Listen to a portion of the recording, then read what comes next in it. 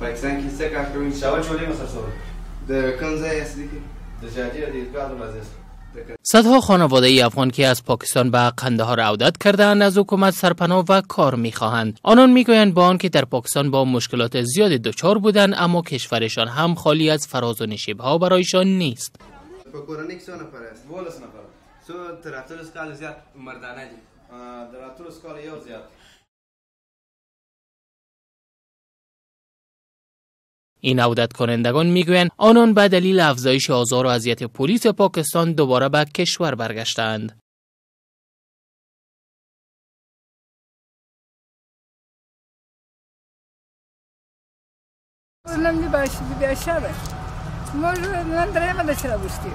اتم کور چیرو کور په شراف کې زموږ سره خو ظلم کېدی چې خو د دوکا بازار به لړۍ پر روډ به درول او هغه به را چپا کړل او ښه وبختل کښنی ماشومان به ولو ټکول نارینه به را سټینګ کړل او ښځې به پاتې شول بارو زه خپل افغانستان ته ولاړ شي یا به ټینګ کړل زه پنجابیان را پکښې لوېدلي وو نو موږ باره څه وکړو خو مجبور خپل وطن ته راځو دا 15 کاله کېږي در په دره یې د خدای په نامه عیالونه ملا غاړې دي کوچنیان هم بیا تعلیمه دي ولا کوم خپل کوچنیانو ته خپل سبق ورښولی سال ته واړوه هغه هم نه پرېږدي سال ته واړوه هغه هم نه پرېږدي واغوښته دا 15 کاله کېږي چې پاکستان ته اوښتي هغه وایي چې شناخت کارت راکړئ یا راکړئ نه کې جونګړم دغه د خټو تپلې وه هغه یې ترې راړنګه کړله وایي زه چې افغانیان یاستئ خپل وطن ته واوړئ دلته چې راغله دلته خیمه ودروه دلته جونګړه جوړه کړه دلته مونږ استوګه نه کېږي موږ داسې کوو چې مازې دونه جای راکړي چې موږ یې ګوډل پر جوړه کړه موږ استوګه کوو.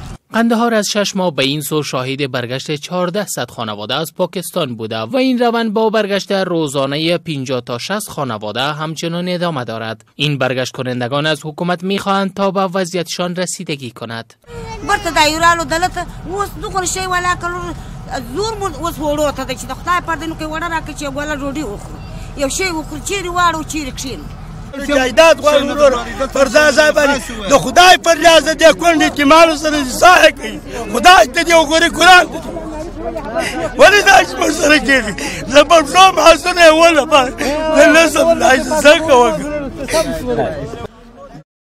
IOM یا سازمان بین‌المللی مهاجرت برای عودت کنندگان در ولسوالی اسپین بردک ولایت قندهار مواد اولیه کمک می‌کند. محمد مسئول صاحبی این سازمان می‌گوید آنان از 6 ماه به این سو با 5000 خانواده کمک‌های نقدی و خوراکی کردند. مهاجرون ریاست دا خلک پیژني او دا هغه کډي ګوري چې هغه د پاکستان څخه واقعیت راوښتي بیا دا خلک ته یو ریفر ورکوي موږ ته معرفي کوي کله چې دا خلک موږ ته راله ریفر وکتل بیا زموږ یو خپل نفر شته چې د هغو سره ووینو زموږ کټګوریانې دي غریبان مسکینان معیوبه سپین سري کوچني هلکان یو تنها سپین ږیری تنها ښځه موږ هغو خلکو سره عموما کمک کوو. در این حال علی محمد نماینده وزارت مهاجرین در ولسوالی اسپین بولدک قندهار میگوید آنان در نظر دارند تا به زودی برای این عودت کنندگان در شهرک مهاجرین زمین توزیع کنند. داسې د پاکستان راشي موږ دغه خلک هغه ته خارجي موسسو ته موږ د حکومت خلک موږ داسې هغه نه لرو تخصیص نه لرو چې دوی سره اضافه کومک وکړو صرف موږ ځو موسسو ته یا یونیسف ته یا یونیسیار ته هغوی نه هغه غواړو کومک ور دغه مهاجر دي یا دلمن راشي یا روزګان یا پاکستان. سلسله برگشت افغان‌ها از پاکستان به قندهار هنوز هم ادامه دارد. با گفته مقامات ممکن تا 6 ماه دیگر حدود 1500 عودت کننده دیگر نیز به این ولایت برگردند.